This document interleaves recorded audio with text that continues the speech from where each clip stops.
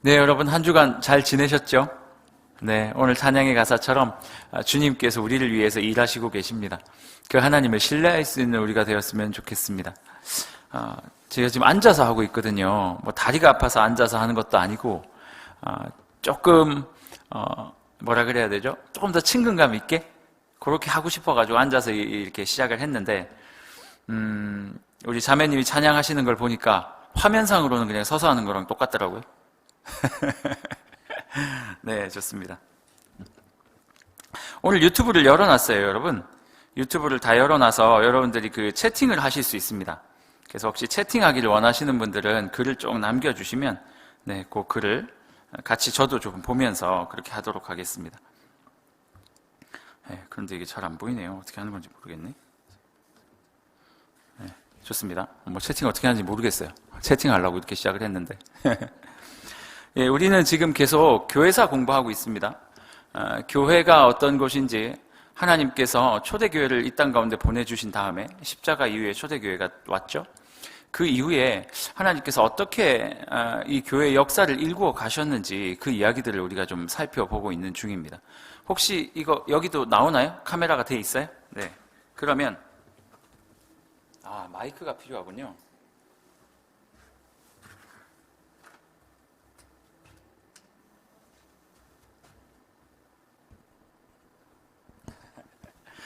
제가 별걸 다 요구해가지고 지금 다른 사람들 다 힘들게 하고 있어요.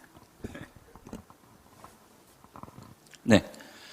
지난주까지 우리 두 번의 시간을 통해서 그 교회에 대한 이야기를 좀 나눠봤어요. 첫 번째, 교회사는 이렇게 구분됩니다.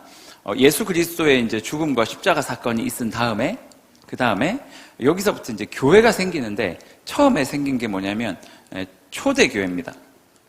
글씨 이 정도면 보일까요? 보이겠죠? 초대교회가 있고요. 그리고 나서 뭐가 시작됩니까?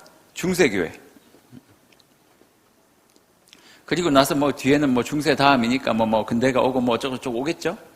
자, 요 뒤에는 이제 종교개혁을 기점으로 해가지고 우리가 지금 믿고 있는, 지금 이렇게 예배 드리고 있는 이런 교회가 이제 시작되는 거예요. 종교개혁. 그래서 우리는 지금 예수 그리스도의 십자가 이후로 어떤 일이 벌어졌죠? 십자가 이후로 말미암아 교회가 생겼어요. 교회가. 이 이야기가 어디 나오냐면 사도행전에 나온다 그랬어요. 사도행전을 통해서 예수 그리스도께서 죽고 다시 살아나시고 하늘에 올라가신 다음에 이 땅에 예수께서 교회를 만들어 주셨어요. 그 교회가 어떻게 세상 곳곳으로 펼쳐져 가는지, 세상 곳곳으로 흩어져 가는지의 이야기가 사도행전에 쭉 기록되어 있어요. 이게 초대교회예요.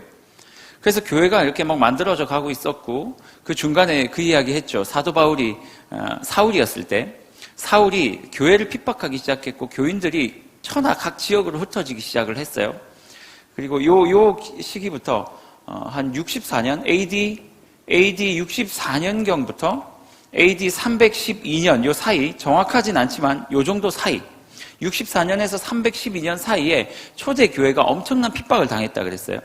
뭐 그 내부의 유대인들의 핍박도 있었지만 주로 여기서 있었던 핍박은 처음엔 유대인의 핍박으로 시작을 했지만 조금 시간이 지난 다음부터는 첫 번째 두 가지 핍박이 있었다 그랬는데, 첫 번째는 로마의 핍박, 육체적인 핍박이 있었다 그랬어요. 그래서 10대 박해 이야기하면서 지난 시간에 다 이야기됐죠. 그리고 두 번째 핍박이 있었는데 어떤 핍박이 있었다고요? 핍박이라 보다 보기는 뭐 위험이라고 할까요? 이단의 위험이 있었다 그랬어요. 그래서 사람들이 처음에는 로마의 핍박이 막 임하다가 이 이단의 공격들은 초대교회만 있었던 게 아니라 앞으로 쭉 있을 건데 어쨌든 초대교회 때부터 시작이 된 거예요.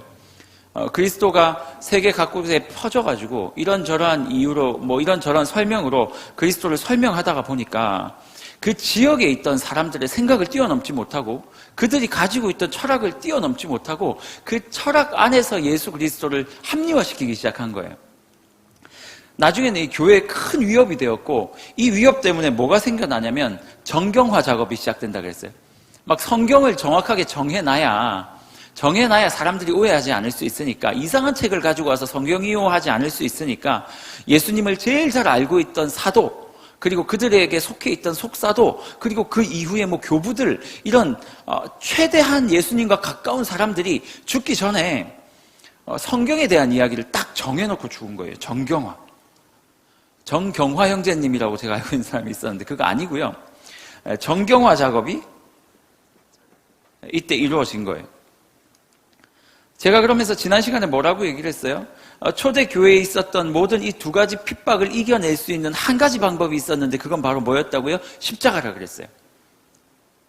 이것도 마찬가지예요. 예수 그리스도를 올바로 알아야만이 이단에서 우리가 넘어가지 않을 수 있기 때문에 그 십자가의 진리, 하나님께서 우리에게 주신 말씀에 대한 것, 그것을 정확하게 이해를 해야 되고, 로마가 주는 핍박을 이기기 위해서도 십자가가 필요하다 그랬어요. 왜냐하면 그 십자가를 바라보지 않고 핍박을 이길 수 있는 힘이 없으니까. 그래서 이 십자가가 너무 중요했어요. 결국은 예수 그리스도를 바라봄으로 말미암아 이 사람들이 이 64년에서 312년 동안 뭐 한 300년 가까이 되는 이 기간의 핍박을 예수 그리스도의 십자가 하나 보고 이겨냈다라는 거예요. 그런데 여러분, 이제 드디어 이 십자가를 통해서 겨우겨우 핍박을 이겨내고 있었는데 교회에도 봄이 옵니다. 봄이 찾아오기 시작해요. 교회에 봄이 와요. 어떤 봄이에요? 교회가 로마의 국교가 되는 거죠. 여러분 어떤 것 같으세요? 교회가 로마의 국교가 됐다.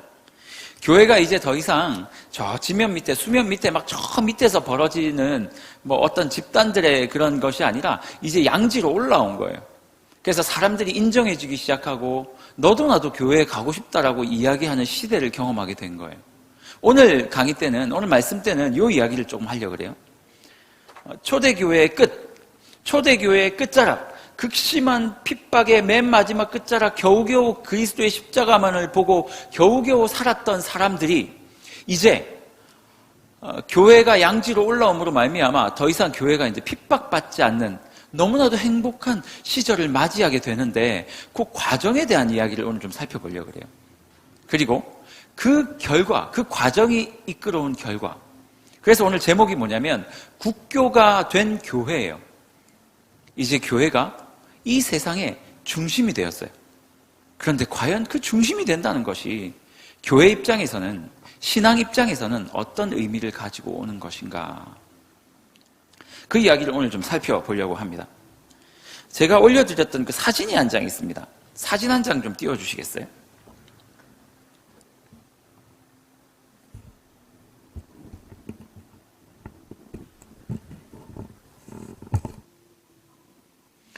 네, 사진 한 장. 예. 여러분, 지금 약간 흐릿해요. 제가 선명한 사진을 찾으려고 그랬는데 선명한 사진이 없어가지고 좀 흐릿해요. 예, 이 사진, 여러분 뭔 것 같으세요? 이 사진 안에 오늘 우리가 살펴볼 모든 내용들이 다 들어가 있어요.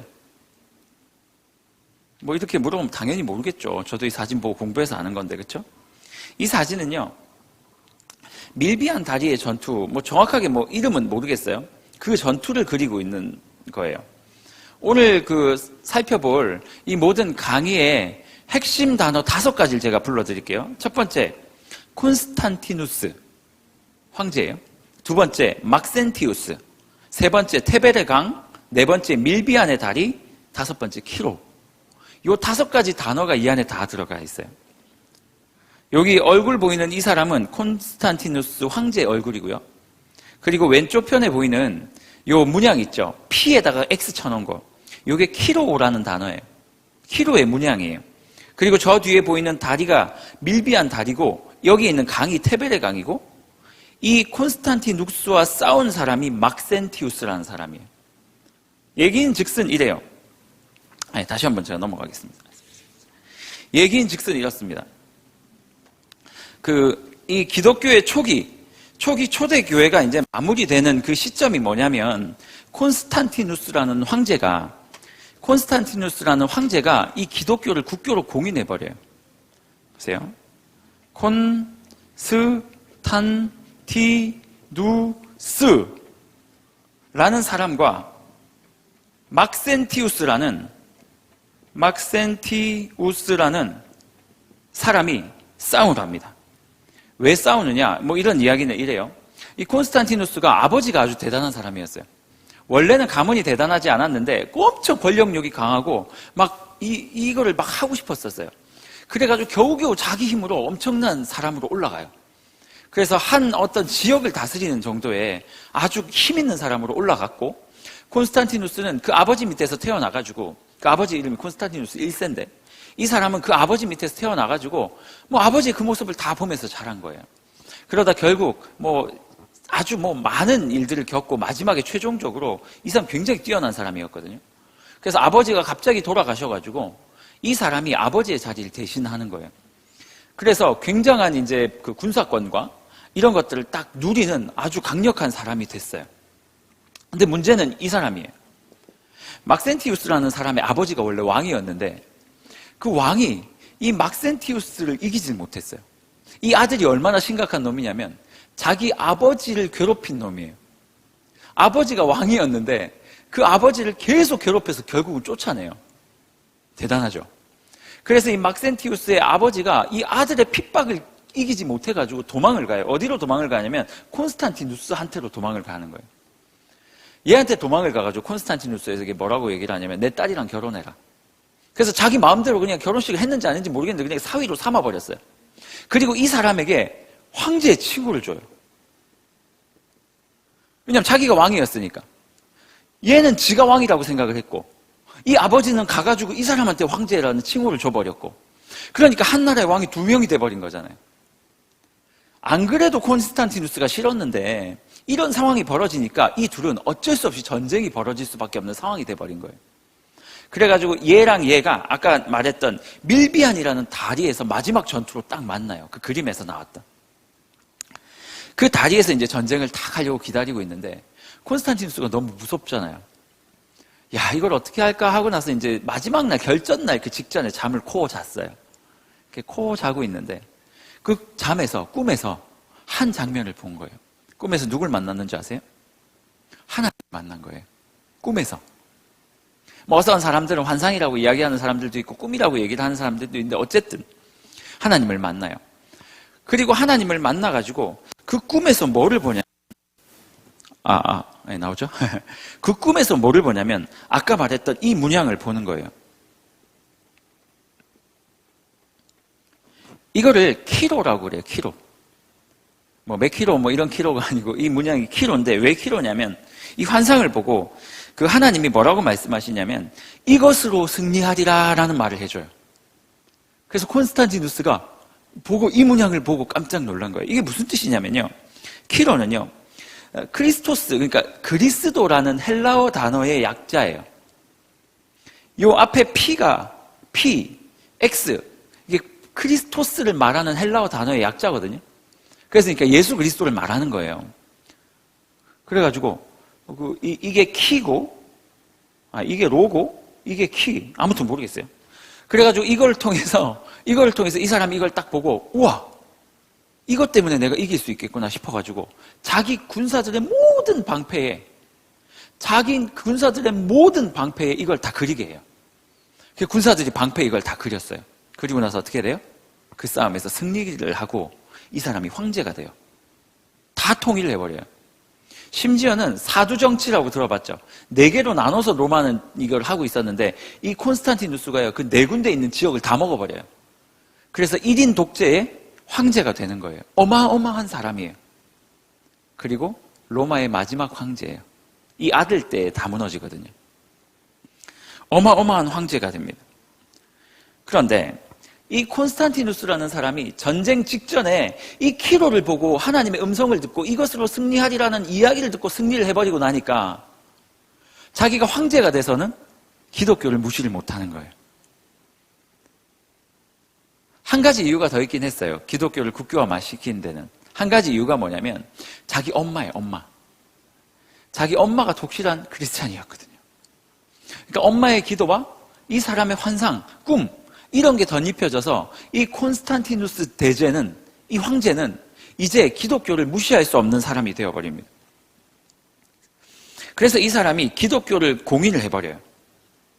기독교를 딱 공인하니까 음지에 있던 교회들이 전부 다 양지로 스물스물 다 기어나오기 시작하는 거예요. 여러분 그거 아세요? 기독교가 이렇게 공인이 딱 되고 나니까 기독교의 모습이 다 달라지는 거예요. 기독교에 이제 몇 가지가 이제 바뀌었는데, 그때 당시에 첫 번째 바뀐 게 뭐냐면 예배가 이제 공개 예배가 됐어요. 옛날에는 공개 예배를 못 드렸거든요. 그냥 옛날에는 다 숨어가지고 지하에서 막 이렇게 예배를 드리다가 이제는 공개 예배가 돼버렸어요. 그래서 사람들이 이제 나와서 양지에서 예배를 드리게 됩니다. 두 번째, 몰수되었던 기독교인의 재산을 다 회수해가지고 돌려줘요. 좋죠? 얼마나 행복했을까요? 그때 당시에 기독교인들 중에서는요, 귀족 가문들도 있었고 부자들도 있었단 말이에요. 그런데 기독교인이라는 그 한 가지 이유 때문에 모든 것들을 다 빼앗겼는데 그거를 다시 다 돌려준 거예요. 물론 우리는 받을 게 없어요. 태어날 때부터 부자가 아니기 때문에. 세 번째, 이 사람이 주일을 공휴일로 지정해버립니다. 그래서 이제 모든 기독교인들이 공휴일날 예배 드릴 수 있도록 그 날을 쉬는 날로 만들어버려요. 엄청나죠? 더 있어요. 이교도인들의 신당요. 그거를 뺏어가지고 기독교에 줘버렸어요. 예배당이 되는 거예요. 엄청나지 않습니까? 네 번째, 다섯 번째. 이제 교회와 국가와의 관계가 조금 달라진다고 그래요. 교회와 국가와의 관계가 완전히 바뀌어버렸어요. 예전에는 국가는 교회를 핍박하는 곳이었어요. 그런데 이제는 교회와 국가가 같이 살아가는, 공생하는, 공존하는, 공생하는 관계로 바뀌어버린 거예요. 그래서 기독교에서 무슨 행사를 한다 그러면 나라에서 뭘 해주고, 나라에서 어떤 일이 있다 이러면 교회가 가고, 그래서 교회 수장들이 이 위정자들, 나라의 위정자들과 가깝게 지내기 시작했어요. 뭔가 조금씩 이상해지죠? 조금씩 이상해지기 시작해요. 나중에는요, 나라에서 전쟁을 하면 교회가 그 전쟁에 참가해요. 그래서 어디까지 가요? 유명한 중세 전쟁 있죠. 십자군 전쟁까지 가는 거예요. 나라와, 그러니까 군사와 종교가 연합되기 시작을 해요. 물론 성경에 말하는 그 신정정치, 그러니까 성경에서도 그랬잖아요. 이스라엘과 그게 이제 그 사람들 군사, 그거랑은 좀 다른 이야기예요. 완전히 세속 국가와 세속 권력이 교회와 이제 손을 잡기 시작하는 상황이 벌어져요. 그리고 성직자가 조금 달라져요.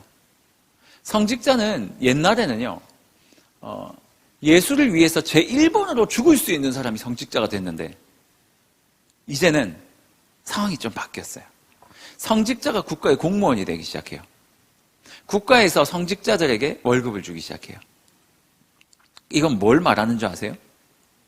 성직자들이 국가의 통제를 받거나 성직자들이 국가와 연합해서 사실은 신앙과 믿음과는 조금 다른 길을 걸어갈 수 있는 가능성이 열려버린 거예요. 예전에 순교할 사람이 성직자가 딱 되었을 때는 주님을 위해서 성직자가 제일 먼저 죽었으니까 어땠을 것 같아요? 이거 교회 분위기 자체가 다른 거예요. 공산당이 들어왔는데 생각해보세요. 조이스 예배 드리고 있는데 공산당이 들어와가지고 나는 다 예수를 부인해라 했는데 난 콩사탕이 싫어요 그러면서 제일 먼저 웃으라고 한 얘기인데 웃는지 안 웃는지 알 수가 없네요. 제일 먼저 제가 제일 먼저 목사가 뛰쳐나가서 나는 교회를 예수 그리스도를 부인할 수 없습니다 하고 나서 죽었어요. 그럼 여러분 분위기 완전 달라지는 거죠. 그런데 제가 그렇게 못 죽어 도망다녀 옛날에는 성직자들이 예수를 위해서 죽을 수 있는 사람이 성직자로 남았기 때문에 교회가 사실은 타락할 수가 없었어요. 그런데 이제는 성직자가 되는 게 조금 인기 직업이 돼버린 거예요. 인기 직업이 돼버리고 나니까 이제 어떤 사람들이 목사가 돼요? 성직자가 돼요? 경쟁률이 없었을 때는 내가 좀 무식해도 주를 위해 죽으면 되는 거예요. 근데 경쟁률이 치열하니까 가려야 될 거 아니에요. 뭘로 가릴 거예요? 팔씨름으로 가리는 건 좀 이상하잖아요. 달리기 잘하는 사람 뽑겠어요? 그것도 이상하잖아요. 뭘로 뽑아요? 시험을 치기 시작하죠. 이제는 성직자들이 사람들에게 추앙을 받기 시작하니까 똑똑한 사람, 성경을 해박하게 알고 지식이 많고 말을 잘하고 똑똑한 사람을 성직자로 뽑기 시작하는 거죠. 왜? 사람들도 그만큼 많이 지원을 했으니까. 왜? 잘 나가는 직업이었으니까. 그래서 그렇게 똑똑한 사람이 뽑히면서 교회가 서서히 어떻게 됩니까? 타락하기 시작해요. 저는 제가 목사가 됐다는 것에 굉장히 큰 의의를 두고 있는 사람이에요. 제가 목사가 됐다는 거는 거의 뭐 초대교회 수준이 아닐까. 똑똑하지도 못해요. 그러니까. 제가 목사로 이렇게 살아가고 있다는 거는 초대교회가 지금 이 땅에 벌어졌다는. 이 사람들이 있어야지 웃는지 없는지 반응을 살피면서 얘기를 하죠. 웃는지 안 웃는지 한 명 앉아 있는데 마스크 끼고 앉아 있으니까 알 수가 없네요. 자, 여러분 참 그래요. 성직자들이 이제 점점 그러니까 우리 시대로 따지자면 목사가 된다라는 것이 부와 명예를 획득하게 되는 길인 거예요.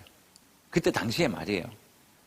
그러니 사람들이 밖에 나가서 열심히 다른 일을 해가지고 돈을 버는 속도보다 목사가 돼서 돈을 버는 속도가 더 빠르다면 똑똑하고 사람들에게 인기 있을 만한 사람들이 잘생기고 똑똑하고 매력있고 멋진 사람들이 목사를 하려고 할 거고 그 사람이 목사가 될 거란 말이죠. 그러면 점점 그리스도의 십자가보다는 다른 데 더 관심을 갖게 되니까 교회가 점점 타락해가기 시작하는 거예요. 참 신기하죠. 제가 이 모습을 이렇게 준비를 하다가 저 스스로 이런 질문을 했어요. 그럼 나는 어떨까? 나는 지금 목사인데 나는 살고 싶나 죽고 싶나를 저한테 물어봤어요. 장 목사야, 너는 지금 죽고 싶냐? 아니면 살고 싶냐? 라고 물어봤어요. 제가 뭐라고 스스로에게 대답했겠어요? 부끄럽긴 한데 살고 싶더라고요. 살고 싶은 거예요. 인간이라면 어쩔 수 없는 거니까. 제일 먼저 죽어야 될 사람이 목사가 되어야 하는데 좀 살기를 원하는 사람이 목사가 되어버리니 무슨 선택을 할 때도 죽는 선택보다 사는 선택이 더 많아지게 되고.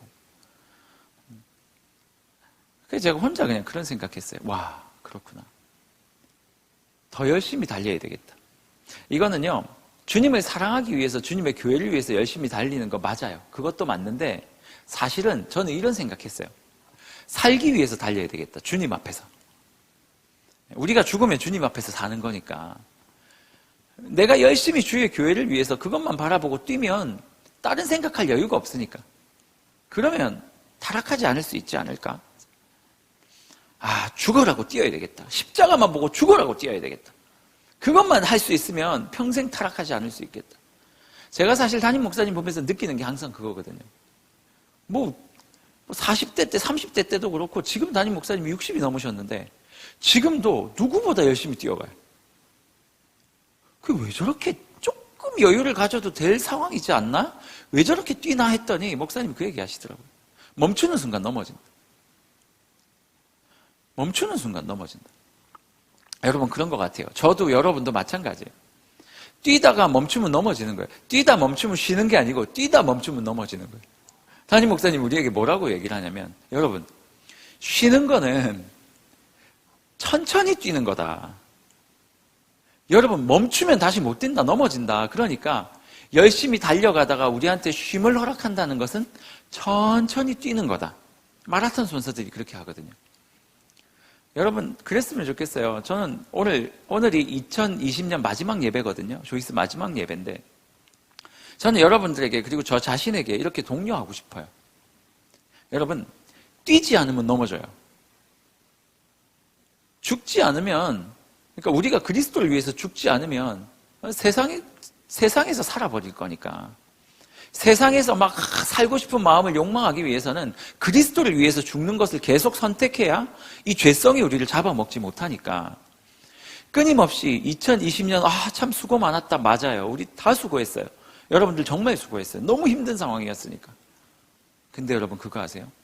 2021년 쓰러지지 않으려면요 수고했지만 또 만약 쉬고 싶은 분들이라면 천천히 뛰면서 쉬는 거예요. 그리고 또 열심히 달려가야 돼요. 달려야지만 넘어지지 않을 수 있으니까. 여러분 2021년 여러분들 다시 달리시기를 바라요. 목사님 지금까지 뛰어왔는데요. 어쩔 수 없어요. 멈추는 순간 넘어지니까. 멈추면 자빠질 거니까. 기억하십시오. 교회를 위해 주님을 위해 죽고 싶은 사람들 그 사람들이 성직자가 되고 그 사람들이 성도가 되었을 때 하나님의 교회가 살아나고 하나님의 교회가 살아날 때 우리도 사는 거예요. 그런데 우리가 욕심을 쫓아가고 하나님 앞에서 달리는 것을 딱 멈춰버리면 여러분이 넘어지고 제가 넘어지고 나면 교회가 죽는 거고. 오늘 이렇게 또 보니까요, 성직자만 바뀐 게 아니에요. 누구도 바뀌었는 줄 아세요? 누구도 바뀌었냐면 성도의 구성원이 바뀌어버렸어요. 옛날에는 막 죽어도 예수 그리스도를 믿고 싶은 사람만 교회에 갔어요. 왜냐하면 교회 가면 자꾸 죽이니까. 그래서 사람들이 어떻게 행동을 했냐면 막 사람들이 목에 칼이 들어와도 그리스도를 위해서 죽겠다라고 얘기했던 사람들만 살아있으니까 교회가 엉뚱한 데로 갈 수가 없어요. 교회를 통해서 당신들을 뭐 돈을 벌 수 있는데 해볼래요? 라고 묻는다면 이 사람들은 관심이 없어요. 그리스도를 위해서 죽으려고 온 사람들이니까. 그러다 보니까 주로 어떤 사람들이 그리스도 옆에 모였냐면 사회적인 약자들이 모였고 진짜 주님을 위해 죽을 수 있는 사람들, 이런 사람들이 모여서 주를 위해 죽겠다 하고 실제로 죽어갔어요. 그런데 교회가 국교가 딱 돼버리니까 상황이 달라진 거예요. 이제부터 어떤 사람들이 모여요? 생각해 보세요. 교회가 국교가 됐어요. 왕이 교회를 다녀요. 왕이 교회를 다니고 우리 목사님이 맨날 왕하고 만나요. 그래서 왕하고 만나서 차도 마시고 막 이런 상황이 된 거예요. 그러니 사람들이 몰리죠.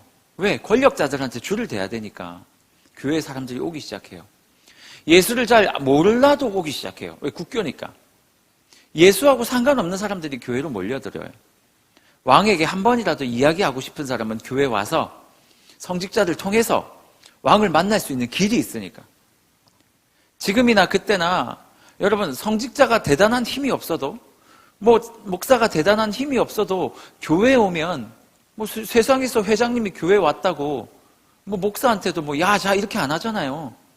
목사가 아무리 가난해도 목사가 이야기하면 같이 이야기도 나누고 또 힘들 때는 상담도 오고 하니까 이 목사라는 존재가 세상의 유력자들을 만날 수 있는 다리가 되어버리는 거예요. 그러니 사람들이 예수 그리스도와는 전혀 상관없이 그렇게 교회를 다니기 시작을 하는 거예요. 그러고 나니까 교회에 뭐가 들어와요? 정치, 그리고 이해관계, 그리고 돈, 이런 것들이 교회를 채우기 시작하는 거죠. 제가 뒤에를 설명하지 않더라도 여러분 어떨 것 같으세요, 교회가? 너무 간단하죠. 너무 간단하죠. 교회는 점차 그리스도가 사라지고 점차 세상이 교회를 지배하는 교회. 그래서 대단한 일이 뭔지 아세요? 로마의 기독교에 대한 국교의 인정이 중세 암흑기를 찾아오게 했어요. 대단하지 않아요? 교회가 그토록 핍박당할 때는 가장 화려한 교회의 모습이 있었어요. 불타 죽으면서도 하나님의 복음을 전하고 주님 앞에 순교당하면서도 웃으면서 찬양하면서 그렇게 죽어갔던 게 초대교회, 핍박당하던 초대교회의 300년의 역사였는데 어느 순간 하나님께 너무 감사한 한 사람이 왕이 교회를 국교로 딱 만들어버리는 순간 가장 부끄러운 교회가 되어버렸다.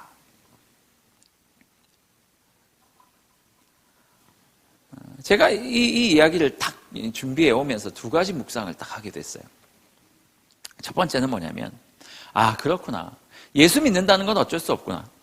고난이 사라지면 타락하게 되는구나. 그래서 예수 믿는 사람들은요, 어떤 의미에서는 좀 고난을 즐길 줄 아는 사람이 되어야 한다는 것 같아요. 그렇다고 맨날 막 죽을 만큼의 고난을 당하면 우리가 어떻게 살아요? 그거는 저도 싫어요. 목사인 저도 너무 힘들 것 같아요.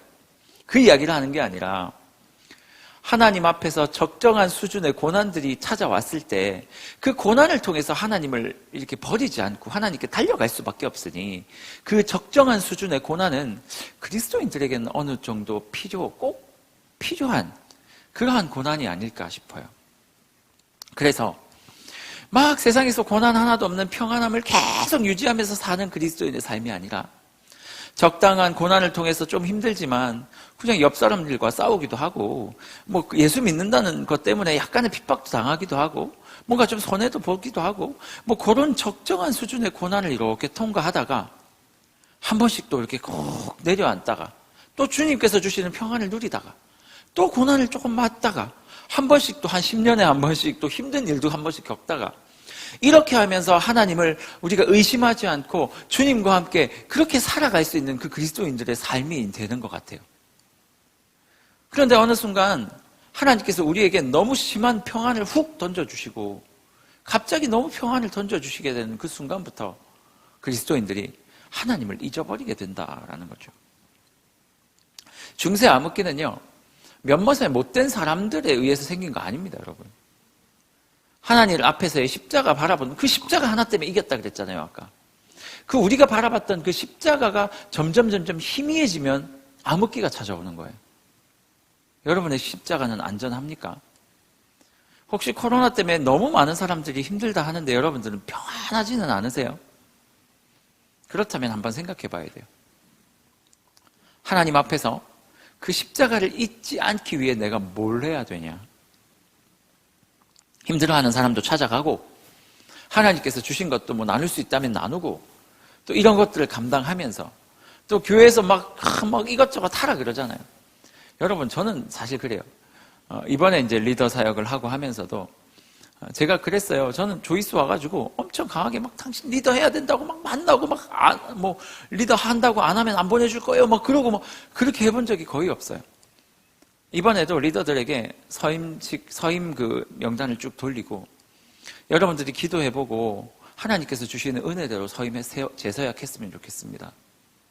그리고 나서 그게 끝난 다음에 이제 조금 쉬고 싶다고 하는 분들은 여러분들은 그냥 쉬는 거지, 이게 끝나는 게, 그만두는 게 아니니까 쉬고 오시라고 하고 그분들께 제가 카톡을 다 남겨가지고 이제 통화를, 그만두는 리더들과만 카톡과 통화를 했어요. 혹시 계속 서임하신 리더들 서운해하지 마세요. 왜 나한테 전화 안 오지? 여러분들한테 전화 안 했어요. 여러분만 안 한 게 아니고 계속 가시는 분들은 계속 볼 거니까. 여러분, 제가 이렇게 어떤 사역을 맡기고 할 때 제가 막 엄청나게 막 푸시하고 막 2, 3일 계속 전화하고 막 그렇게 안 해요. 이야기하고 그 사람이 기도할 수 있게 하고 그 사람의 그걸 존중하니까. 근데 여러분, 그거 아셔야 돼요. 제가 계속 그렇게 푸시 안 하는 이유는 저는 이렇게 하나님 일을 하면서 막 이렇게 하기가 싫어요. 막 후원하는 것처럼 그렇게 하기가 싫어요. 여러분들과 하나님과의 관계를 정하는 거죠. 뭐 제가 뭐 그걸 정하는 겁니까? 그런데 여러분, 그렇게 해서 기도하면서 이제 내년에도 섬기고 또 잠깐 쉬다가 또 돌아올 거고 뭐 이렇게 하면서 하나님의 교회를 섬겨가는 게 너무 고통스러울 때가 있거든요. 그럼에도 불구하고 그 섬김이 하나님께서 우리에게 허락하시는 많은 고난 중에 우리가 자발적인 아주 은혜로운 고난임을 알아야 돼요. 그 고난을 선택하고 그 자발적인 헌신을 선택하고 순종을 선택했을 때 그 안에서 내가 힘들고 어렵지만 하나님을 어쩔 수 없이 의지할 수밖에 없는 상황이 되는 거고, 그것들을 이겨내면서 그것들을 겪어내면서 내가 2021년도, 22년도, 23년도 하나님과 함께 걸어갈 수 있는, 동행할 수 있는 기틀을 마련하는 거거든요. 그래서 제가 여러분에게 좀 이렇게 조언해주고 싶은 것은, 잠시 쉬시는 분들은 1년만 쉬고 돌아오시고요. 그리고 내가 너무 오래 쉬었다 싶은 분들은 교회 안에 어떤 일이라도 자발적으로 헌신을 하셔야 돼요. 그 고난을 우리가 가지고 있어야 사니까. 그렇게 고난 안에 뛰어들면서 죽는 성도가 있을 때 교회가 살고 우리가 사는 거니까 말이에요. 그래서 제가 첫 번째 묵상이 뭐냐면, 하나님, 적정 수준의 고난을 우리 청년들에게 주십시오. 하지만 그 고난이 너무 크진 않았으면 좋겠어요. 여러분들이 아픈 거 저 보기 싫거든요. 저도 마찬가지고요. 적정 수준의 고난을 통해 하나님을 끊임없이 붙들 수밖에 없을 수 있도록 2021년도 주님께서 좀 그렇게 붙잡아 주시면 안 됩니까? 장 목사야, 조금 센 거 주면 안 되겠니? 라고 말씀을 하신다면, 아직 그런 말씀 안 하셨지만 제가 그때는 이제 기도할 거죠. 하나님, 그건 너무 세요. 그건 안 되고요. 조금만, 하나님 잊지 않을 만큼만. 그리고 필요하다면 하나님께서 말씀과 은혜를 주셔서 그들이 더 섬기게 하시면 되잖아요. 주님, 그래서 2가지 키워드예요. 하나, 우리 청년들이 만약에 고난의 길을 걸어야 한다면 그들이 감당할 감당할 수 있을 만큼의 고난을 주님 주시고요. 이거 필요 없이도 하나님 앞에 붙어 있으려면 은혜가 필요한데 2021년 그 은혜를 주십시오. 그래서 우리 사랑하는 청년들이 하나님께 은혜 받음으로 말미암아 주님의 교회를 섬기고 그렇게 살아갈 수 있는 청년들이 됐으면 좋겠습니다.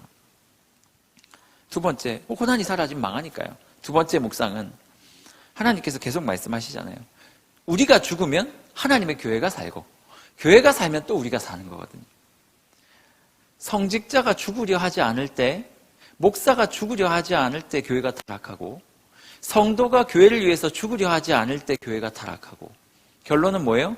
목사든 성도든, 저는 목사도 성도라고 생각하니까 이 모든 성도들이 같이 죽는 길을 선택할 때 교회가 살아날 수 있으니 하나님, 한 해를 마무리하면서 우리 청년들이 이런 고민을 했으면 좋겠습니다. 2021년 날마다 교회와 주님을 위해서 내가 어떻게 죽어야 하지? 라는 이 고민을 날마다 하며 살아가는 게 우리 청년들의 2021년의 삶이었으면 좋겠습니다. 제가 이 두 가지 고민을 한 거예요. 여러분들 어떠세요? 참 신기하죠? 이것만 가지면 괜찮을 줄 알았는데 그렇게 핍박당하던 교회에 저 로마가 우리를 핍박하지만 않으면 너무 신앙생활 재밌게 할 수 있을 것 같은데 그렇게 핍박이 멈추는 것을 고대하며 기다리고 있던 성도들에게 핍박의 멈춤이라는 큰 이 선물이 딱 다가왔는데 참 신기하게 그때부터 뭐가 와요? 중세교회, 천년의 암흑기, 그게 찾아온 거예요. 뭡니까? 우리는요, 우리가 감당할 수 없는 은혜, 우리가 감당할 수 없는 크기의 어떠한 것들을 잘 감당을 못하니까. 여러분, 2021년 하나만 생각했으면 좋겠어요. 고난을 두려워하지 않고 주님을 위해 죽을 것을 고민하는 인생. 그 인생이 된다면 아주 사소한 것에서 행복을 느끼게 될 거예요. 우리 인생에 중세교회가 찾아오지 않는 방법이요? 하나밖에 없어요. 주를 위해서 죽어가는 거예요. 고난을 두려워하지 않는 거예요. 만약 우리가 너무나도 큰 평안의 길들만 계속 쫓아간다면 우리의 인생은 많이 가지고 힘들어하는 인생이 될 가능성이 높아요. 그렇다고 세상에서 바보처럼 살라는 얘기 아니에요. 나 고난을 자처하겠다고 가가지고 그냥 회사에 사표 내고 막 은행에 잔고 있던 거 다 털어가지고 자기는 앞으로 살 방법도 없으면서 그거 다 긁어가지고 막 구세군 냄비에 넣어놓고 나는 이제 고난에 들어갈 거야. 진짜 회복할 수 없는 고난이 찾아올지도 몰라요. 그런 감정적인 그런 말도 안 되는 어떤 특별한 행동을 하라는 얘기가 아니에요, 여러분. 여러분이 살아가는 일상 가운데 늘 고민하라는 거예요.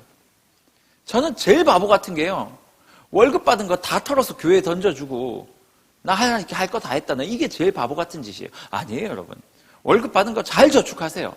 그리고 저축을 하면서 하나님께 고민하라고요. 주님, 혹시 내가 저축했던 이것 중에 흘려보내야 할 사람이 있으면 보여달라고. 그렇게 고민하면서 자기의 것들을 세상 가운데 흘려보내는 게 그리스도인이에요. 제가 오늘 이 말씀을, 오늘 이 강의를 쭉 준비하면서 찬양이 하나 딱 생각나더라고요. 미랄이라는 찬양 혹시 아세요? 미랄이라는 찬양이 딱 생각이 나요. 그 찬양의 가사가 이렇거든요. 생명이 또 다른 생명 낳고 주님 볼 수 있다면 나의 삶과 죽음도 아낌없이 드리리. 무슨 말이에요? 생명이 또 다른 생명을 낳고 그 또 다른 생명과 내가 하나님만 볼 수 있으면 내가 사는 것도 죽는 것도 아낌없이 드리리. 여러분, 우리가 날마다 죽는다라고 말했던 거는 육신의 죽음을 얘기하는 게 아니에요, 여러분. 우리가 열심히 사는 것도 주를 위해 살면 그게 죽는 거고요. 실제로 어떤 것을 포기하며 죽는다 할지라도 그게 주님 위해 한 거라면 그게 죽는 건 거예요. 죽어야 다시 사는 주의 말씀 믿으며 한 알의 밀알 되어 썩어지리니 예수님처럼 살아가게 하소서. 예수님처럼. 한 번 더 읽어드릴까요? 생명이 또 다른 생명 낳고 주님 볼 수 있다면 나의 삶과 죽음도 아낌없이 드리리.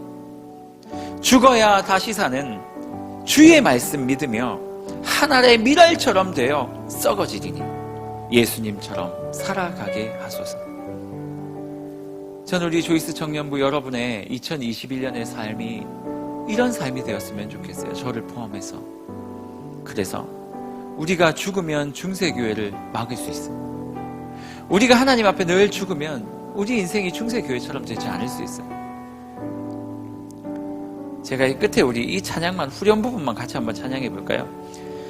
생명이 또 다른 생명 낳고 주님 볼 수 있다면 나의 삶과 죽음도 아낌없이 드리리.